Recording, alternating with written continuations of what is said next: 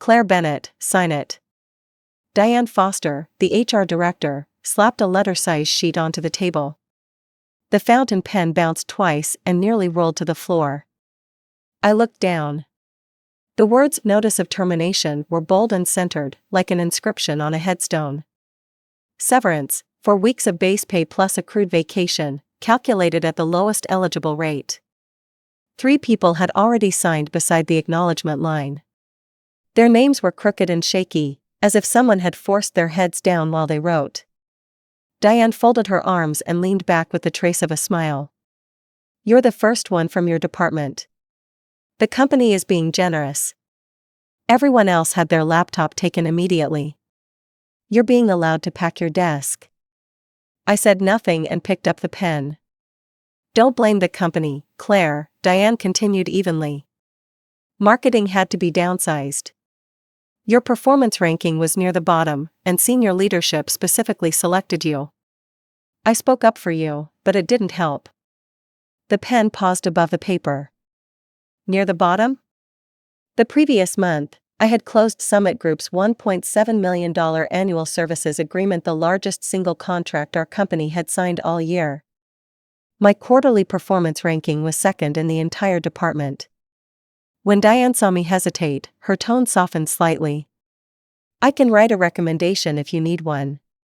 I can also keep an eye out for openings elsewhere." I signed. The stroke was clean and decisive, as casual as signing for a package. Diane blinked. She clearly hadn't expected me to make it so easy. She had watched employees cry, scream, pound the desk, curse her, and once throw coffee in her face. She pulled the notice back, studied my signature to make sure I had added no conditions, and relaxed. "All right. Complete the exit process today. IT has already disabled your access." I stood. The chair did not even scrape the floor. At the door, Diane suddenly called, "Claire, actually." I looked back. She swallowed whatever she had been about to say and replaced it with a professional expression. "Never mind. Good luck." I didn't ask. It no longer mattered. Heads appeared along the hallway as I left her office. News traveled fast, especially when I was the first person called in from marketing. "Claire got cut too. Didn't she just land the Summit account? Who knows? Maybe she upset the wrong executive." As the elevator doors closed, I heard someone murmur, "What a waste." The elevator reached the lobby. I crossed the marble floor, tapped my badge at the turnstile, and stepped into harsh sunlight. The March wind was still cold enough to tighten the skin at my temples. I stood beside the planter outside the building and ordered a rideshare. Then someone ran out behind me. "Claire! Claire, wait!" It was Sophie Young from reception, breathless, her heels striking the tile in a rapid series of clicks. I turned. Sophie pointed toward the building while trying to catch her breath. "Wait," security said, "the CEO wants you to meet him on the 3rd floor." She lowered her voice on the word CEO, as though someone might overhear. I stayed where I was. Frank Lewis, the senior security guard, came out holding his radio. He looked uncomfortable. "Ms. Bennett, the executive office just called. They're asking you to go to the 3rd floor now." Asking. An interesting choice of word. The company had terminated me. I had signed, surrendered my access, and ordered a car. Yet at that exact moment, I was being asked to come back inside. Sophie leaned closer, visibly excited. Maybe there was a mistake. If the CEO called personally, perhaps they're reversing it. I did not answer. My phone vibrated. The driver had arrived and was waiting at the curb. Sophie grew anxious. "Say something. The executive office is waiting. Should I call them back for you?" Frank stepped into the space between me and the car, looking apologetic. "Could you please go upstairs first? It would make this easier for me." I looked at him. He turned his face away, unable to meet my eyes. He had not been sent to invite me. He had been ordered to stop me. Claire, Sophie pleaded, tugging at my sleeve, just go see what they want. What if it really changes everything? I looked through the revolving glass doors. Several coworkers stood in the lobby watching us. The third floor. The CEO's office was on the 26th floor. The third held conference rooms, storage space, and no executive offices. If the CEO wanted me on the third floor instead of the 26th, I knew exactly what it meant. This was not a conversation. It was pressure. A private place to force my compliance. I turned and walked toward the rideshare. Claire. Frank followed 2 steps. Please don't put me in this position. I'm only following instructions. I opened the rear door and got in. Sophie stood outside the window, stamping one foot in frustration. The CEO called for you personally. Why are you leaving? I lowered the window and looked at her. What are you thinking? Her whole face tightened with worry. I smiled and told the driver, Maple Court Apartments, please. The car pulled away. In the rearview mirror, Sophie remained outside the building looking bewildered, while Frank spoke urgently into his radio. My phone began vibrating. First Sophie called. I ignored it. Then Diane texted, Claire, don't leave yet. The executive office has another arrangement. I did not reply. Next came a call from an unfamiliar number ending in 0009, the main line of the executive suite. I ignored that too. On the 4th call, I silenced the phone and placed it face down on my leg. The driver glanced at me in the mirror. You came out of that tower, right? I saw the guard chasing you. Everything okay? Everything's fine. It's an impressive building. You work there? Not anymore. I was laid off today. The driver looked surprised, then laughed. You're taking it well. I picked up people from that building before. Some cry the whole ride. Some curse their boss on the phone. You're the first one who got in smiling. I said nothing. The car merged onto the avenue, sunlight warming the interior through the windows. My screen lit again. This time it was a text. It came from the executive suite number and contained a single line. Claire Bennett, if you refuse to come to the 3rd floor, you'll regret it. I read it and locked the screen. Regret it? I had spent 4 years at that company. Working until 3 in the morning was routine. I answered at all hours and kept my phone on during every holiday. I pursued the Summit contract for 8 months and revised the proposal 27 times, yet when it was signed, Mark Dalton, the marketing director, put his name on it. Had I taken kickbacks? No. Had I been lazy? No. Had I offended someone? Yes. I refused Mark's private dinners, refused to drink on his behalf, and refused to smile and say, "You've had too much, Mark," when he put his hand on my waist. That was enough. At that company, it was more than enough. I was not surprised to be first on the layoff list. What surprised me was that they expected me to cry. It was 2 in the afternoon when I reached home. Maple Court was an aging walk-up outside downtown. My roommate, Mia Parker, was 3 years younger than I was and worked as an office administrator. We shared a 2-bedroom unit on the 6th floor, with no elevator. The living room was empty when I entered. Mia's door was closed, she was probably at work. I went to my room, dropped my bag on the bed, and opened my laptop. My inbox held 43 unread messages. 38 were internal company emails I could no longer access. Of the remaining 5, 3 were advertisements and 2 were from recruiters. I opened the recruiter messages and skimmed them. One represented a consumer products company, the other an education company. Both offered marketing manager positions with compensation listed as commensurate with experience. I sent my resume to both with a standard reply, "Thank you for reaching out." My resume is attached, and I look forward to discussing the opportunity. Then I opened several job boards and began reviewing listings. There were not many solid marketing roles. Most salary descriptions sounded like jokes. Unlimited earning potential meant a humiliating base salary. Competitive compensation meant $5,000 below market. I reviewed one opening after another and applied to each reasonable one. As I submitted the 12th application, my phone rang.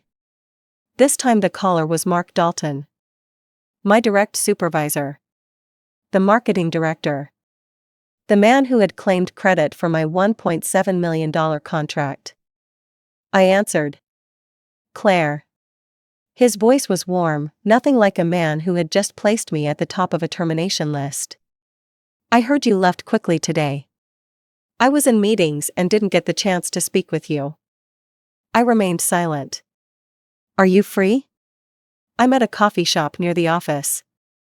Come sit down, and I'll buy you a drink. Whatever you need to say, you can say over the phone. He paused, then made his voice even gentler. I know the layoff felt sudden, but I want to be honest. I didn't control the list. Senior leadership had strategic considerations. I've always respected your ability. I truly have. I see. Actually, I wanted to discuss your next step. A friend of mine is building a startup and needs a head of marketing. I think you would be a strong fit. I can make the introduction. I did not respond. Claire, are you listening? I'm listening. What do you think? What industry is your friend's company in? He immediately became more animated. Business services. They just closed a seed round, so funding is solid. The salary will be higher than what you earned here, and you join the founding team with equity. That sounds attractive. Exactly. With your ability, you'll always find a place. Tell me when you're free, and I'll arrange a meeting. Mark, I said, does your friend's startup also provide business services? Yes. What exactly does it sell? Digital transformation solutions for enterprise clients very close to our current business. That's why I thought of you first. I laughed softly, loud enough for him to hear. Did you tell this friend why I was terminated? Silence lasted 2 seconds.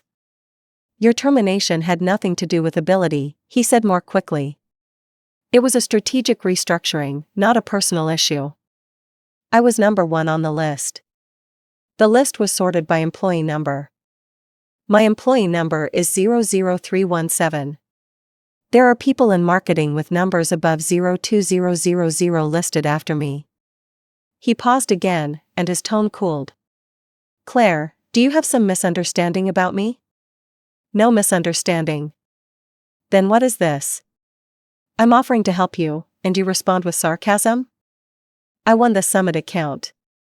The contract carries your name. The line went completely quiet. I wrote the proposal, managed the client, attended every dinner, and negotiated every term. You signed your name. Tell me, am I misunderstanding that? Mark's warmth disappeared. His voice turned cold and rigid. You can say that to me, Claire. Do not repeat it outside this call.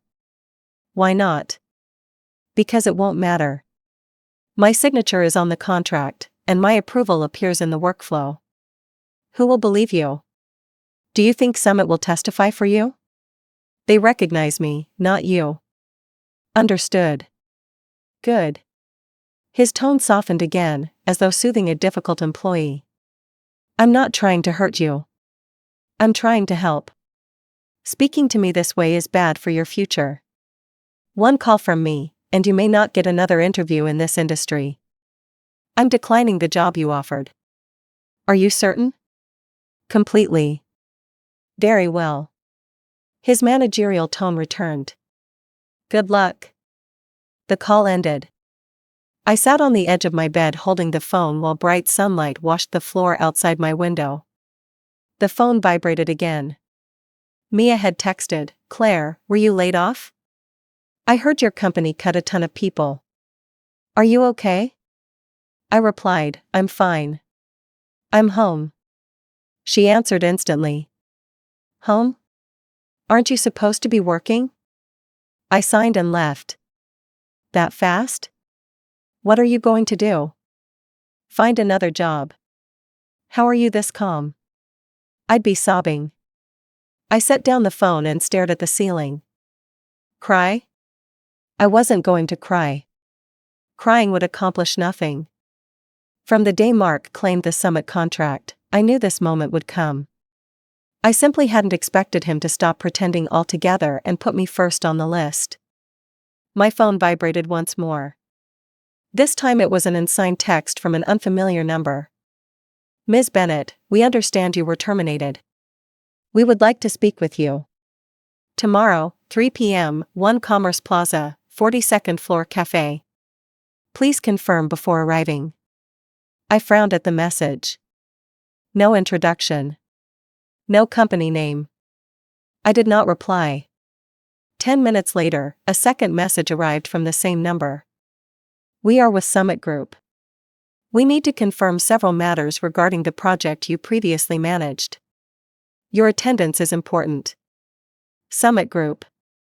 The $1.7 million account. My pulse quickened as I read the message. At 2:30 the next afternoon, I stood beneath 1 Commerce Plaza and looked up. Sunlight flashed against the glass facade so brightly that I had to narrow my eyes. I wore a black blazer over a white t-shirt, dark jeans, and flats not formal, but far from careless. The elevator opened on the 42nd floor, and I stepped out. Summit occupied 4 floors of the tower. The 42nd was its executive reception level, with marble floors polished enough to reflect every step. The receptionist rose with a professional smile. Good afternoon. Do you have an appointment? Someone asked me to come at 3. May I have your name? Claire Bennett. She checked the schedule. Her expression shifted slightly, then her smile became warmer. Ms. Bennett, please follow me. Mr. Hayes is waiting. Mr. Hayes? Richard Hayes, Summit Group's executive vice president. I had worked directly with him for 8 months and met him 13 times. He knew I wrote the proposal, knew how many nights I worked, and knew how often I answered his emails after midnight. He also knew Mark's name appeared on the final contract. He simply had not cared. He cared whether the plan worked, whether the price was acceptable, and whether delivery happened on schedule. The name on the signature line meant little to him. The receptionist led me into a small conference room overlooking the downtown skyline, towers layered beyond the glass like a forest of steel and concrete. The door opened, and Richard Hayes entered. He was in his mid-50s, with gray hair and a navy suit worn without a tie. He carried an insulated travel mug. When he saw me, he smiled and extended his hand. Ms. Bennett. It's been a long time. I shook his hand. Good to see you, Mr. Hayes. Sit, please. He gestured to a chair and took the one across from me. Tea or coffee? Water is fine. The receptionist brought in 2 glasses, left, and closed the door. Richard leaned back and studied me for 2 seconds. Ms. Bennett, I heard you left your company yesterday. News traveled quickly. Yes. I was included in the layoff. I know. He nodded. They cut more than 30 employees. Marketing took the worst of it. You're well informed. He smiled but did not respond to that. I asked you here because I need to confirm something. Go ahead. Does your former company intend to renew our annual master services agreement? I blinked. That was not a question for me. I had been terminated and had no idea who would manage the account next. You'll need to ask Mark. I no longer represent the company. Mark called last week, Richard said without changing expression. He proposed a 15% price increase. I remained silent. I told him a higher price requires better service. We were satisfied with last year's strategy, but if the fee rises, this year's plan has to improve. He paused and looked directly at me. You created last year's strategy, correct? Correct. Then how would you approach this year? I met his eyes and suddenly understood. Richard wasn't really asking about tactics. He was asking whether I could take the work myself. Do you want me to develop the new proposal? Instead of answering, he removed a document from his briefcase and pushed it across the table.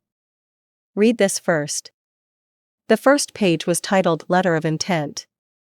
Client, Summit Group. Service Provider, blank. Scope, 2025 Integrated Digital Marketing Program. Term, 1 year. Proposed value, $2.3 million. I looked up. Richard spoke as calmly as if this were an ordinary procurement discussion. Our current agreement expires in 3 months. If you're interested, we can decline renewal and contract with an entity you control. With me personally? Form an LLC or partner with an established agency. We care about the person leading the work. You build the strategy, run the engagement, and direct where payment goes. My pulse accelerated, but I kept my expression neutral. Why me? Because you're the only person we trust to deliver it, he said bluntly. 3 different account managers cycled through last year. You were the only one who understood what we needed. Mark can negotiate a price increase, but he cannot build the strategy. We are not paying $2.3 million for mediocre work. You could require Mark to assign me to it. Richard smiled, with equal parts resignation and contempt. Ms. Bennett, you understand better than I do that corporate decisions are not always based on competence. I said nothing. At dinner last week, Mark made a point of telling me you were being terminated. I found it strange that a company would eliminate the person doing its most valuable work.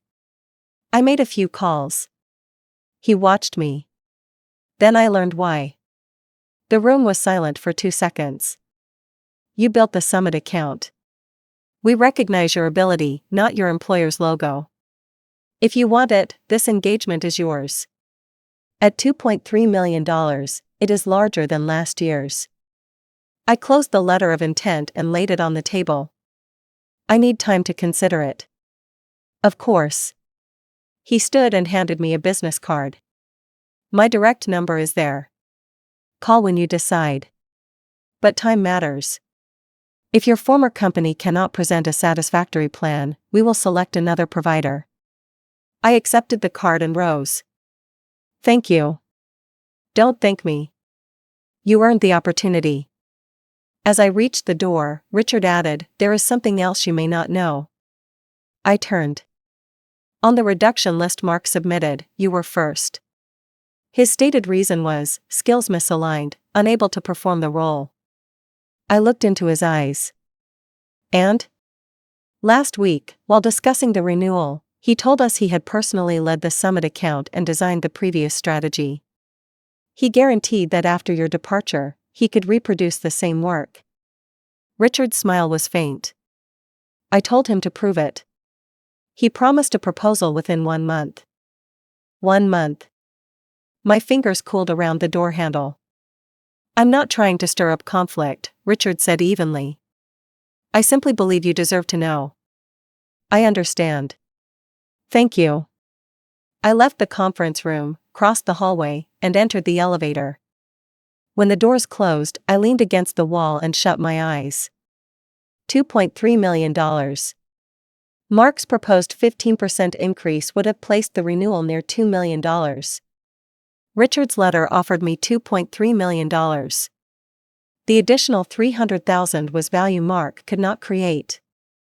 And that was precisely why he had put me first on the list. The elevator opened in the lobby. As I walked outside, my phone vibrated. A message from an unrecognized number read, Claire, have you reconsidered? The 3rd floor is open whenever you're ready to talk. The 3rd floor again. I put the phone away without replying. Office workers rushed across the plaza around me, moving like tireless ants. I looked up. The sky was clear and brilliantly blue. Consequences do not always arrive immediately. That does not mean they never arrive.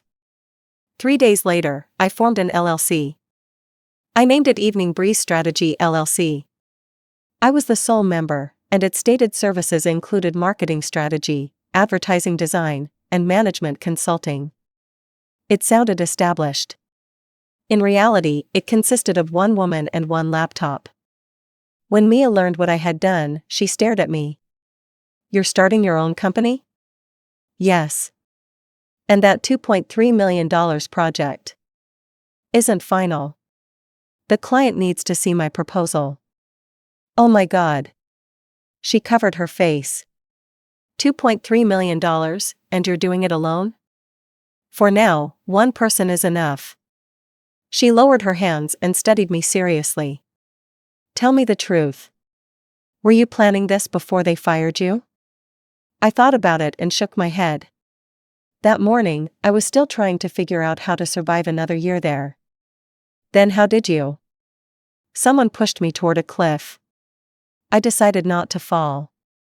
Mia opened her mouth, then closed it. I patted her shoulder. "Don't worry. I know what I'm doing." For the next 10 days, I locked myself in my room and built Summit's proposal. A $2.3 million engagement required roughly 30% more work than the previous year. Richard had not stated it openly, but I understood, if I could deliver a significantly better plan, price would not be the issue. I woke at 7 and went to bed at 2. Apart from eating and using the bathroom, I barely left the computer. Sometimes Mia knocked, set down a bowl of noodles or a glass of milk, and slipped quietly away. On the 11th night, I finished the first draft. 67 slides. 3 strategic pillars. 12 execution modules. Data models, media allocation, and conversion funnels, every stage quantified. I stared at the final slide, suddenly disoriented. Mark could not understand any of it. He never studied details. During a presentation, he opened the first slide and announced, "Our team has refined this strategy extensively." Then he pointed to the final projection and said, "This is the result we expect." He did not care what filled the 65 slides between them, and no one above him cared either. His only job was to persuade executives that he could deliver. Whether the result actually happened was the responsibility of the people below him. The people below him. People like me. I leaned back, closed my eyes, and wondered, if I sent this proposal to Mark, would he simply use it? Yes. Without hesitation. Because taking my work had become normal to him. He had claimed the Summit strategy, claimed proposals for other accounts, and even changed the name on my weekly reports before forwarding them to the directors group. In 3 years as marketing director, he had written fewer than 3,000 original words. 2,000 of those were in annual self-evaluations. I opened his message thread. The last note, sent 3 days earlier, read, "Claire, how is the job search? If you reconsider the opportunity one mentioned, call me anytime." I had not replied. I opened a folder titled Client Notes. Inside was a subfolder labeled Mark Dalton. It contained everything I had saved over 4 years. Email screenshots, contract scans, revision histories, client communications, authorization emails directing me to sign on his behalf, requirements he forwarded from his company address, and one voice message from him. "Claire, put my name on the Summit proposal. Leadership only approves strategy submitted at the director level. If your name is there, it won't pass. Don't worry, I'll give you the highest performance rating at year-end." I had never deleted that recording. Not because I planned revenge. Because I always suspected I might need it someday. I exported the voice message as an audio file and placed it in a new evidence folder. Then I called Richard Hayes. "Mr. Hayes, the first draft is complete. When would you be available for a presentation?" The line was silent for a second. "Tomorrow at 10. Same conference room." "I'll be there." "Ms. Bennett," Richard added, "I heard Mark is also preparing a proposal. He presents next Wednesday." "I know. Have you considered what happens if his proposal looks very similar to yours?" My mouth curved slowly. "He cannot produce mine." "Why?" "He does not have my analytical model. The raw historical data for Summit is in my legally retained work files and client-approved exports. The company system contains only summary dashboards. To reconstruct my conclusions, Mark would have to begin from the underlying data. Can he do that in a month? No. You sound certain. Do you know how we calculated last year's return on ad spend? Tell me. Summit's qualified lead yield was 63%, compared with an industry benchmark of 55%. That 8-point difference came from 4 months of testing across 3 acquisition channels. It appears in no public report. I derived it from a model I built. I remember. Mark does not know how the model works because he never asked. There was a 3-second pause. Come next Wednesday and present your plan. I will. After ending the call, I stared at the proposal and tapped my fingers lightly against the desk. Mark would present next Wednesday. Richard had invited me to present the same day. Summit would see 2 proposals side by side, Mark's and mine. Mark did not yet know I was competing for the account. He did not even know Summit had contacted me. In his mind, I was still a discarded former employee with nowhere to go, sitting at home scrolling job boards. How would he prepare? Would he take the meeting seriously? Would he do the work? Or would he assume the account already belonged to him and treat the presentation as a formality? I didn't know. But I knew one thing. Next Wednesday would be interesting. On Tuesday night, I could not sleep. It was not anxiety. It was a strange pressure I could not name. Something seemed trapped beneath my ribs, unable to rise or settle. At 3 a.m, I got up, took a can of soda from the refrigerator, and sat on the balcony. The March night air was cold enough to raise goosebumps. I opened the old text about the 3rd floor. Almost 2 weeks had passed, and that number had sent nothing else. I had never asked anyone what the 3rd floor meeting was supposed to be because I could guess. There were only 2 likely possibilities. First, someone wanted to bargain before I left to offer some condition in exchange for silence, no complaint, no labor board filing, and no public criticism. Second, they wanted me to sign a restrictive non-compete or non-disclosure agreement barring me from competitors for a year in exchange for insultingly small compensation. Either way, it no longer concerned me. I did not need their offer. I had my own company, a prospective $2.3 million client, a complete strategy, and an answer waiting next Wednesday. I drank the cold soda and shivered as the wind crossed the balcony. My phone suddenly vibrated. At 3:12 a.m., a new text appeared. It came from an unknown number. Claire, do you know Mark is presenting to Summit tomorrow? I frowned. Who was this? I did not reply.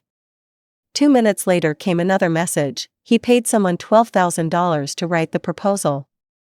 The writer is a former intern from your company. My hand stilled. His name is Jordan Wells. He interned under you for 3 months last year. Jordan Wells. I remembered him. He had joined us the previous summer, a senior studying marketing. He was diligent, never complained about staying late, and learned quickly. For 3 months I taught him data modeling, proposal development, and client communication. When his internship ended, he sent a long message thanking me and promising to repay my kindness one day.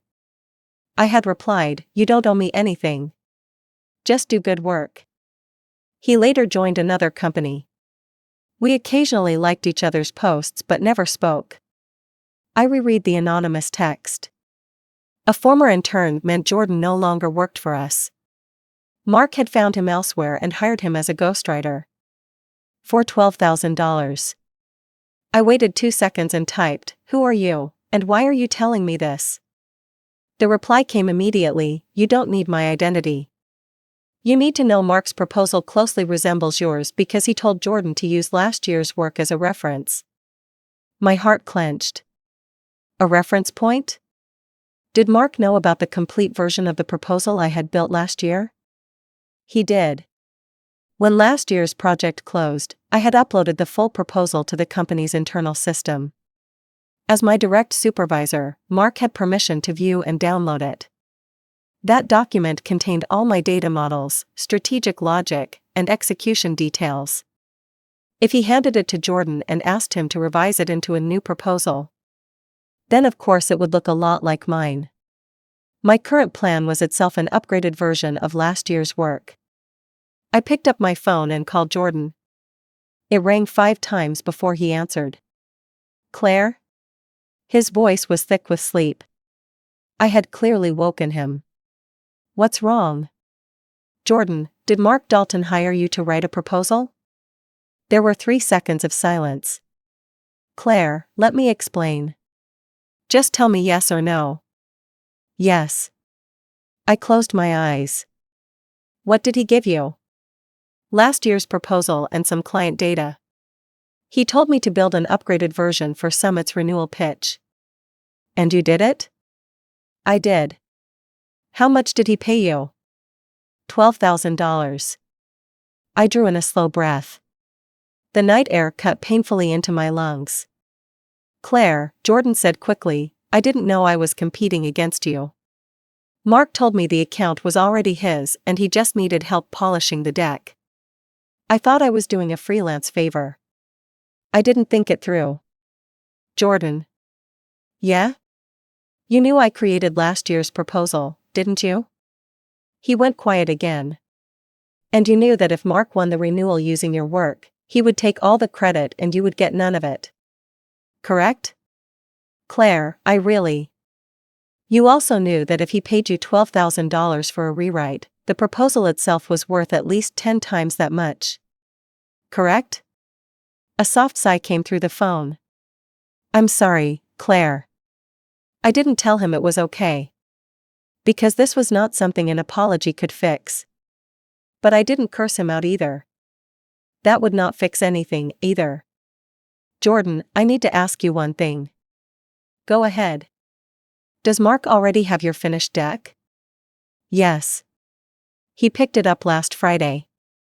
He said he needed this week to learn it before the pitch."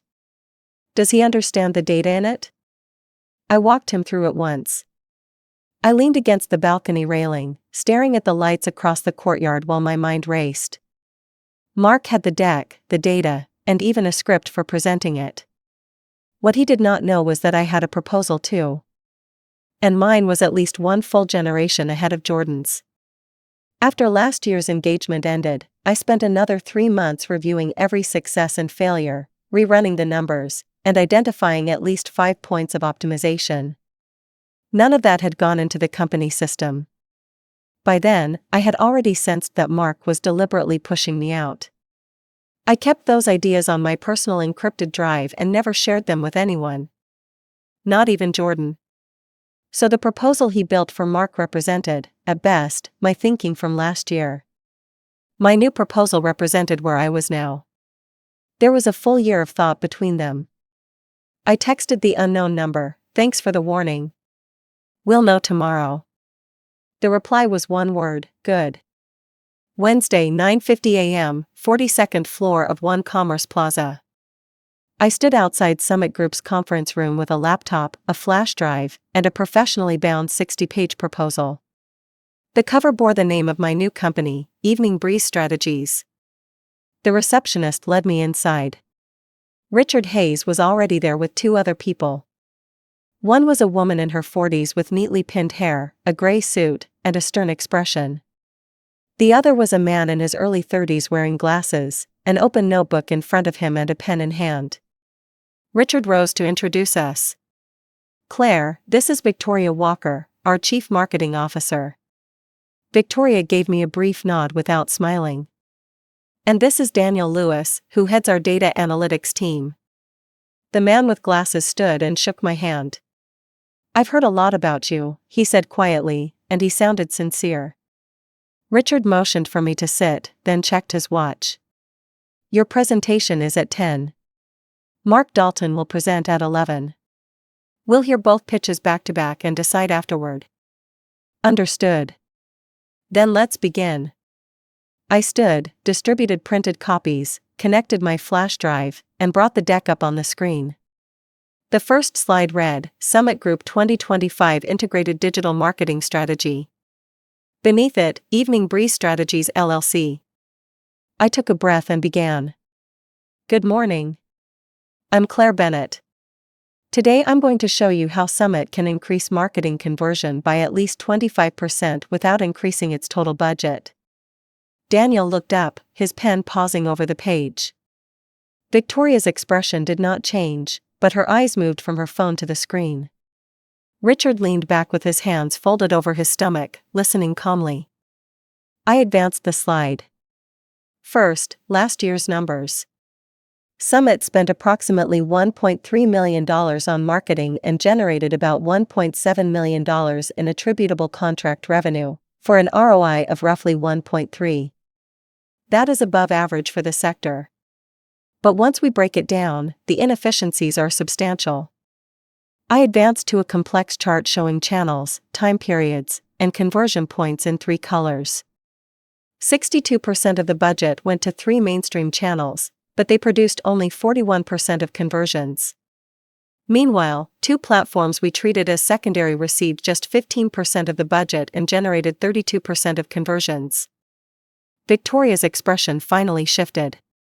Her brows drew together and she leaned forward. We discovered the mismatch during execution, but the annual media commitments had already been locked in. This year, the central strategy is to redistribute spend toward the channels that actually perform. That should raise conversion by 25 to 30% without increasing the total budget. Daniel raised a hand. Which 2 high-performing channels are you referring to? I smiled. I had prepared for that question for a long time. The answer is in this channel analysis. I advanced to 4 bar charts, each with detailed figures and source notes. For 15 minutes, I explained the placement logic, target audience, estimated acquisition cost, and projected conversion for each channel. Victoria started taking notes. Richard sat up straighter. By the time I finished the channel section, 35 minutes had passed. Next is execution. The biggest difference this year is a dynamic reallocation system. Quarterly budgets will no longer be fixed. They will be optimized using the previous quarter's real-time performance data. That means we stop wasting money on underperforming channels, cut losses early, and shift resources toward stronger opportunities. The next slides moved from strategy into operating detail. Every page contained numbers, logic, and assumptions that could withstand scrutiny. At slide 52, I finished the substance and advanced to the final page. One word appeared: conclusion. Last year, Summit spent $1.3 million to buy a reliable car. This year, at $2.3 million, you should be buying a race car. A race car has a different engine, tires, and fuel system. But the most important part is still the driver. I looked each of them in the eye. Last year, Summit's official driver was Mark Dalton. If you choose him again this year, you will get the same car with a new paint job. Choose me, and you will get a completely different machine. The room stayed silent for 3 seconds. Richard began to clap. Only 3 quiet claps, but the corners of his mouth had lifted. Victoria closed her notebook. Your proposal is thorough. But I'll ask the direct question: are you a solo consultant or do you have a team? At the moment, I'm working solo. Then why should we believe you can execute a program of this scale? Last year's program was smaller, but I effectively ran that one solo too. She paused. For execution, I'll build the team the project requires. But I won't put 10-person elite team in a deck for show and then send 3 junior people to do the work. That's one advantage I have over a larger agency. The number of people I promise is the number who will actually show up. Daniel laughed despite himself. Richard glanced at Victoria, and they exchanged a look. Claire, Richard said, please wait in the lounge. Mark will present at 11. We'll give you an answer as soon as we've heard both sides. Of course. I removed the flash drive, gathered my folder, and left the conference room. As the door closed, I heard Victoria say, she's interesting. The lounge at the other end of the hall was tiny, with a sofa, a table, and a water cooler. I sat with my laptop on my knees and opened a blank document. My fingers rested on the keyboard, but I typed nothing. I was thinking about Mark. He was probably in the lobby or the elevator, holding his deck and texting Jordan, "Don't worry. This account is ours." He had no idea I was there. He did not even know I had already met with Richard Hayes. In his mind, I was still the former subordinate eating instant noodles after getting laid off. At exactly 11, my phone vibrated. The unknown number texted, "Mark just entered the conference room." For the first time, I wondered who this person was and how they knew Mark's movements in real time. But another thought quickly pushed that question aside. I was more curious about how Mark would present. I closed my eyes and pictured it. He would begin with polite thanks for Summit's continued trust. Then he would open the deck. The first slide would say, "Summit Group 2025 Marketing Upgrade Plan," with his name and title underneath, "Mark Dalton, Marketing Director." After slide 1, he would tap the screen and say, "Our team has refined this extensively." Then he would skip the complicated logic and jump to the outcome slide, pointing at the projected conversion number and saying, "We expect to achieve this target." If Victoria or Daniel asked for details, he would hide behind phrases like, "That involves our proprietary algorithm," or, "The model is complex, but we can provide supporting data afterward." He would never go deep. Because he did not understand it. He was a man who knew how to click through someone else's PowerPoint. I opened my eyes at 11:20. By his usual pace, he should have been around slide 10, skipping over the data. 10 minutes later, my phone vibrated again. The unknown number wrote, "Victoria asked about channel allocation." Mark couldn't answer. A smile slowly touched my mouth. Of course he couldn't. That question required intimate knowledge of last year's channel data. Mark had only seen Jordan's deck, not the raw analysis. Jordan might have listed the channels I chose, but he could not explain why I chose them. Because Jordan didn't know why either. He knew my selections, not the reasoning behind them. He knew what, but not why. At 11:45, another text arrived, "The presentation is over." Victoria does not look pleased. I placed my phone face down and walked to the window. The view from the 42nd floor made the surrounding towers look like children's blocks. Traffic crawled below like ants, everyone rushing somewhere as though one lost second would cost them something essential. I was not rushing anymore. I had arrived. There was a knock at the door. The receptionist leaned in. "Claire, Richard would like you back in the conference room." I picked up my laptop and folder and followed her. When I entered, Mark was on the other side of the table shaking Victoria's hand goodbye. The expression on his face when he saw me was priceless. First came shock, his pupils widened and his mouth fell slightly open. Then confusion, his brows tightened as if asking, "What are you doing here?" Finally came anger, his mouth hardened, his jaw clenched, and his confidence turned into the pressure of an approaching storm. He released Victoria's hand and faced me. "Claire? What are you doing here?" I did not answer. I crossed to the other side of the table and sat down. Mark looked from me to Richard. His voice rose. "What is this?" Richard leaned back, expression unchanged. "Your presentation is finished. We also wanted to hear another candidate's proposal." "Another candidate?" "She was laid off by our company. She isn't here on our behalf. She's here on behalf of her own firm." Mark blinked, then laughed coldly. "Her own firm? She was just laid off. What firm could she possibly have?" "Mr. Dalton," Victoria said evenly, "we care about the quality of the proposal, not the presenter's former job title. Claire gave us a detailed pitch this morning, and we are interested in her plan." Mark's face reddened. Not with embarrassment, but rage. He drew a breath and forced his voice steady. "I should warn you that Claire is a former employee with access to confidential company data.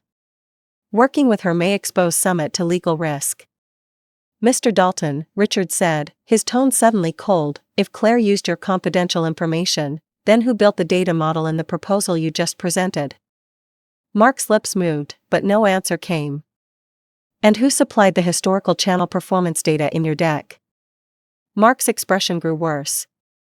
Slide 3 says last year's conversion rate was 18%.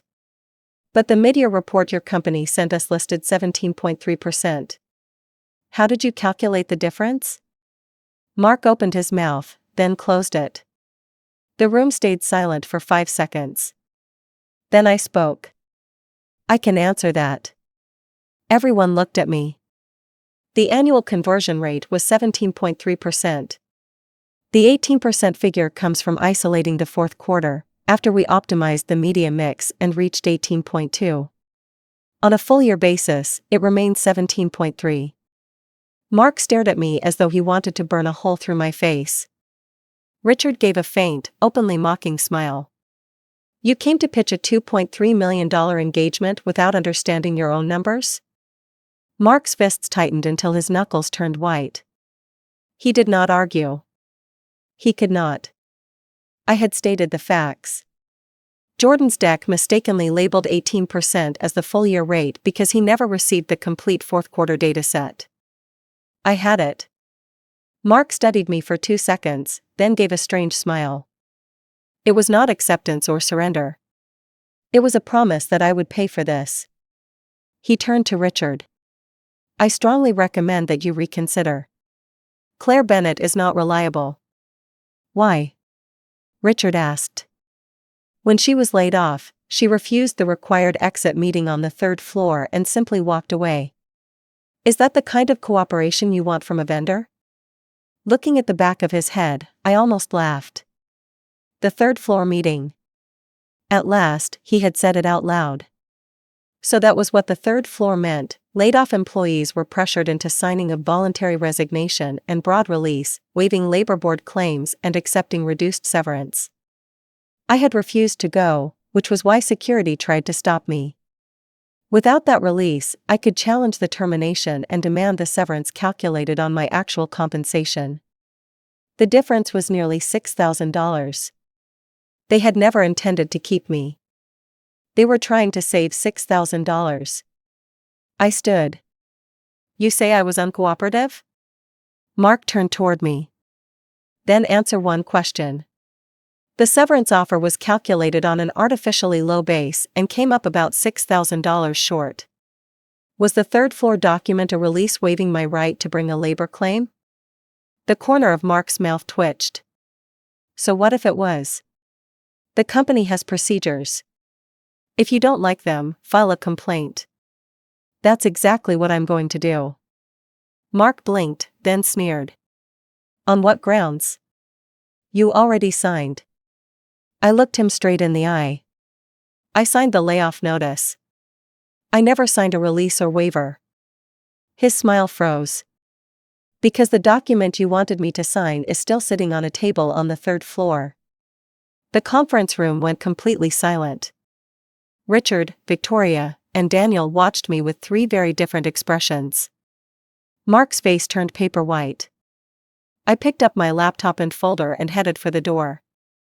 Richard called after me. Claire, what about our engagement? I stopped and looked back. You have my proposal. If you decide to work with me, I'm ready. But I have something else to handle first. What? I smiled and opened the door. Filing a labor complaint. That afternoon, I filed a wage and severance claim with the State Labor Board. The complaint was simple. The company owed me $6,540 in unpaid statutory severance under its written reduction in force policy. The intake officer reviewed the packet. You'll receive a notice within 7 business days. Both sides will be invited to mediation. Thank you. The sun was bright when I stepped outside. On the courthouse steps, I checked my phone and found more than 40 unread messages. I had already been removed from company chats, so every message had been sent privately. Sophie, Claire. I heard you pitched Summit today and called Mark out in the room. Diane, Mark asked me to tell you the company may reconsider your separation package if you're willing to talk.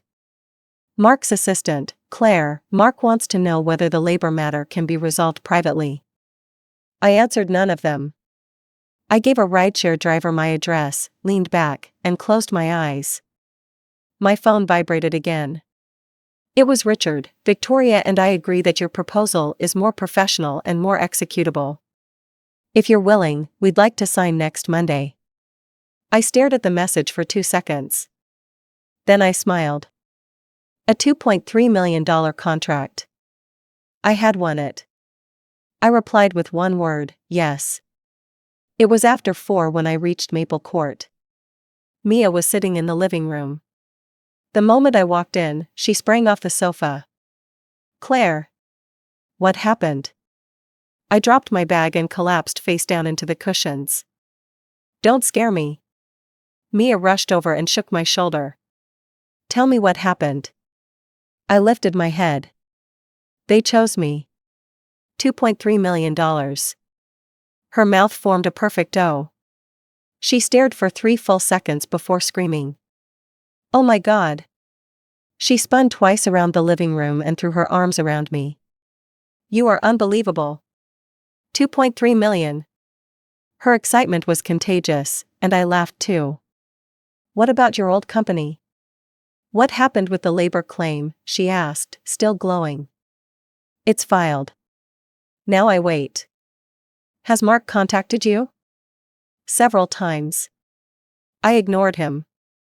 Mia gave me a thumbs up. Perfect.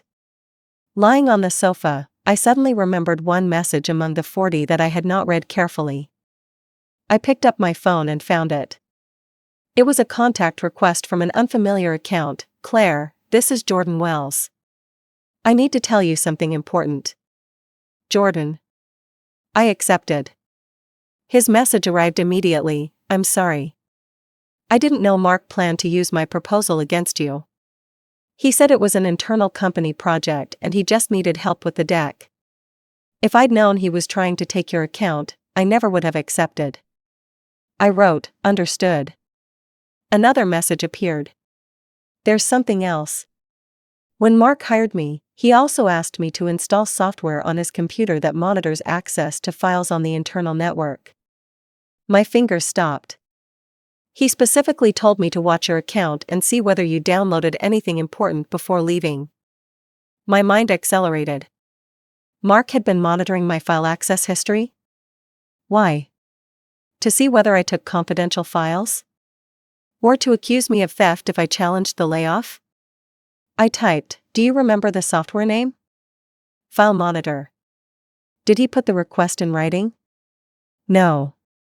He told me in person and left no record. I set down the phone and closed my eyes. Mark was more careful than he looked. He left no written orders and no direct evidence.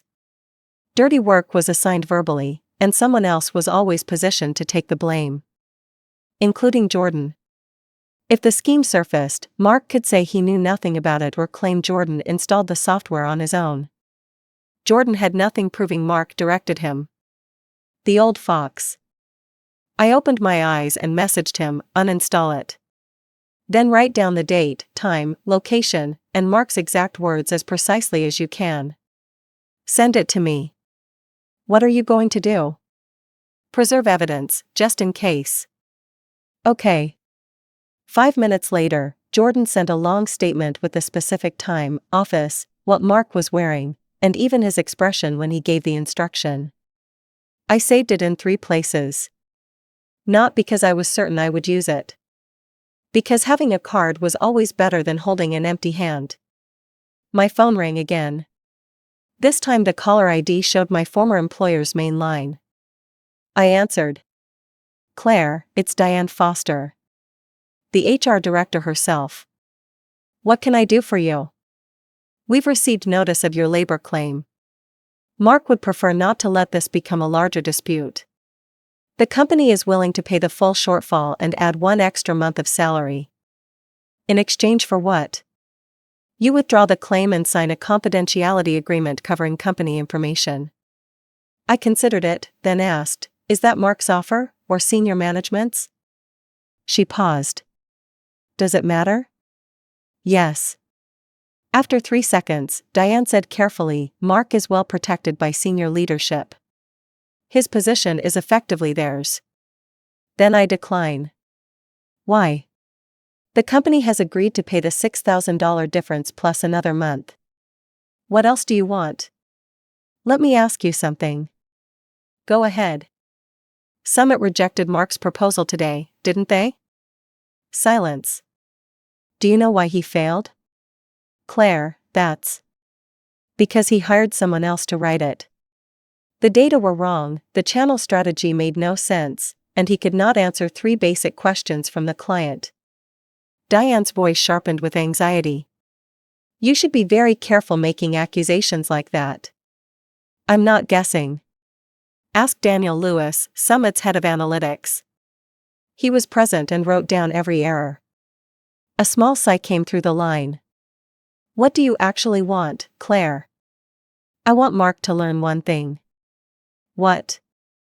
The person he pushed to the bottom will not necessarily stay there. One day she may stand up and stand higher than he ever did. I ended the call. Mia was staring at me open-mouthed. You said that to the HR director? I did. Aren't you afraid she'll blacklist you? They already tried. There isn't much more they can do. Mia opened her mouth, then closed it again. I checked my calendar. Contract signing on Monday. Labor mediation on Wednesday. A lot would be settled next week. But one thing was already clear. Mark had lost. I had not defeated him. He had defeated himself. He played games in the one place where competence mattered. He stepped on the one person he should never have underestimated. All I had done was refuse to stay down. Monday, 10 a.m., 42nd floor of One Commerce Plaza. A formal services agreement lay on the desk in Richard Hayes's office. The value was $2.3 million for 1 year, with a 30% initial payment of $690,000 due within 7 business days. I signed the contractor line, Claire Bennett. Underneath was the embossed seal and signature block of Evening Breeze Strategies LLC. Richard signed for Summit. He handed me one original and kept the other. I look forward to working with you. Likewise. He offered his hand, and I took it. His grip was warm and measured the respect one equal business partner gave another. Nothing like Mark's calculated handshakes. One thing you should know, Richard said after sitting back down. Mark called yesterday and spent a long time attacking your character. What did he say? That you formed cliques, copied other people's work, stole client relationships, and couldn't be trusted. I smiled. He is right about one thing. I brought the client with me because I was the one who built the relationship. Richard laughed. Exactly. That's why I don't care what he says. What do you care about? Whether you can deliver what we need. The rest is noise. I nodded. One more thing. He took an envelope from his desk and slid it toward me. Inside was an invitation. Summit Group Annual Supplier Form invitation to attend. I looked up.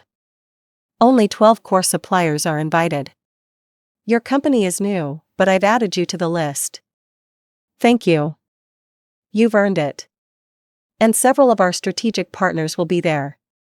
A strong showing could lead to opportunities you aren't expecting. I tucked the invitation into my folder and stood. I'll be there. As I left One Commerce Plaza, a labor board notice arrived. Mediation was scheduled for Wednesday at 2 p.m. I replied, received, then sent a screenshot to Mark. No caption. 10 minutes later, he called. I answered. Why did you send me that? A reminder to appear on time. You're representing the company. If no one appears, the hearing officer may proceed without you. You think you can win? The severance payment was below the company's lawful written formula. The numbers are documented. Why wouldn't I win? Mark gave a cold laugh. You sign one $2.3 million contract and suddenly think you've made it? I said nothing. You may not even finish that contract. I know Summit's people better than you do. One phone call from me could create problems. Then make the call. You think I won't? I think you might. But afterward, Richard will know you tried to sabotage a signed commercial agreement. How much business do you think Summit will send a partner with no respect for contracts? Mark went silent. Your concern shouldn't be destroying me. It should be keeping your own job. You lost Summit. Leadership will find out. How long do you think you have left? A heavy breath came over the line. Don't get arrogant. I'm stating facts. See you Wednesday. I hung up. Wednesday 2 p.m., State Labor Board Mediation Office. I sat on one side of the table. Mark and Diane sat on the other. The mediator was a stern woman in her 40s wearing gold-rimmed glasses. She reviewed both packets and began. The claimant seeks $6,540 in severance shortfall. Does the employer agree to pay it? Diane glanced at Mark. He nodded without expression. Yes, she said. The mediator looked between us. Then are both parties willing to settle? I raised a hand. I have one condition. Mark's face tightened. Don't push your luck. I looked at him and spoke slowly. I want Mark Dalton to acknowledge, in front of the mediator, that I created Summit Group's proposal. The room went silent. Mark's face flushed crimson, and his lips began to tremble. Even Diane looked stunned. She had not expected that condition.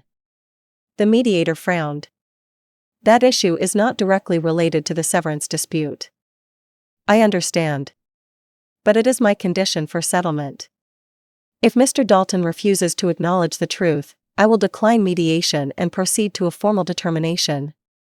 Mark shot to his feet, his chair scraping harshly. Claire Bennett, you've gone too far. I remained seated and smiled up at him. Why are you so upset? I'm only asking you to state a fact. What are you afraid of? You. Diane tugged at his sleeve and whispered something. Mark sat down again through clenched teeth, his chest rising and falling. The mediator looked from him to me. Although the condition is outside the narrow issue, parties may include it in a voluntary settlement. If you decline, the matter will move to a written decision, which may take 3 weeks. 3 weeks. 3 weeks longer than settling today. And a formal ruling against the company would become part of the official record. Mark understood that too. He closed his eyes, inhaled, and opened them again. The words came through his teeth. The Summit Group proposal was created by Claire Bennett. All of it, I added. Strategy through execution. Entirely by me, with no contribution from you. His face darkened to an ugly purple red. From strategy through execution, the work was completed entirely by Claire Bennett. I had no role in creating it. When he finished, he sagged against the chair and stared at the ceiling as if something had been drained from him. Diane signed the settlement. I signed as well. The mediator reviewed it, stamped the agreement, and handed each side a copy. The settlement is effective immediately. The employer must pay the claimant $6,540 within 7 business days. I folded my copy and slipped it into my bag. Mark stood too, watching me with a complicated expression. Anger, humiliation, resentment, and something I could not quite name. Maybe fear. He had just realized that his admission was now documented. If senior leadership heard it, he might not remain at the company much longer. I smiled at him once and walked out. The sun was still bright outside. On the steps, I messaged Richard, it's resolved. I'll be at Wednesday's supplier forum on time. His reply came quickly. Excellent. One advance warning, someone at the forum may want to discuss another engagement with you. I read the message and smiled. My phone vibrated again. Mia, how did mediation go? I replied, I won. She sent 3 exclamation points and a confetti gif. Standing there, I remembered that 14 days earlier I had signed a layoff notice, walked out of the office, and climbed into a car smiling. Security stopped me and said the CEO wanted me on the 3rd floor. I refused. Because I knew the third floor was not a place that served employees. It was where people were pushed to bow their heads, surrender their dignity, and sign away the money they were owed. I did not go. Not because I was afraid. Because I did not need to. The world does not spare you because you lower your head. It makes room only when you stand up. Wednesday evening, Summit Group's annual supplier forum. The ballroom at the Grand Commerce Hotel held 300 guests. I wore a black dress under a tailored blazer, my hair down and my makeup understated. At the entrance, I recognized many faces. Some were former partners, some were industry names I knew by reputation, and others were strangers. Richard greeted me in a dark suit and tie, more formal than usual. "Claire, this way. I saved you a seat near the front." He led me to the second row, where a place card displayed my firm's name. Beside me sat the chief marketing officer of a publicly traded company, a sharp-looking woman in her 40s. She introduced herself. "I'm Amanda Grant. I've heard a great deal about you. It's a pleasure to meet you. Richard told me you won Summit's $2.3 million engagement as a one-person firm. Impressive. Thank you. I had some fortunate timing." Amanda smiled sincerely. "Timing is part of ability. But I'm more curious how you landed the contract the day after being laid off." I smiled back. "That's a long story. We have the whole evening." The program began. Richard took the stage to review Summit's annual results and next year priorities, then introduced its core suppliers. 12 companies came up one by one to receive plaques, take photographs, and say a few words. Mine was last. The stage lights were bright enough to blur my vision for a moment. Richard handed me the plaque and spoke into the microphone. "Evening Breeze Strategies is a new partner, but its founder, Claire Bennett, is an expert we know well. Summit's most important marketing program last year was built by her from the ground up." Applause filled the ballroom. I accepted the microphone and drew a breath. "Thank you for trusting me. I have only one promise: I will not let you down." The applause grew louder. As I stepped off stage, Amanda handed me a business card. "We have a major marketing initiative next year with a budget of around $3 million.